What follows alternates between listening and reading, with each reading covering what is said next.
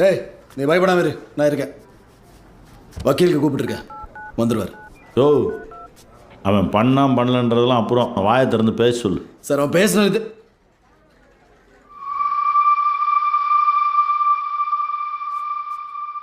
டேய் நீ எதுவும் பண்ணல. அண்ணே, தேட்டருக்காரனை நான் தானே கொன்னேன்.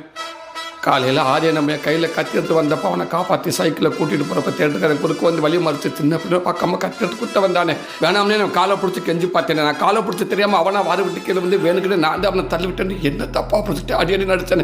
என்ன வேண்டாலும் பண்ணிங்கடா, பச்சை பிள்ளை எதுவும் விட்டுருக்கடா, நீ எவ்வளவோ உருண்டு பண்ணி சொல்லி பார்த்துட்டேன். கடைசி வரைக்கும் நான் சொல்கிறேன், அவன் காதலே வாங்காமல் கத்தி எடுத்து குத்த வந்தானே.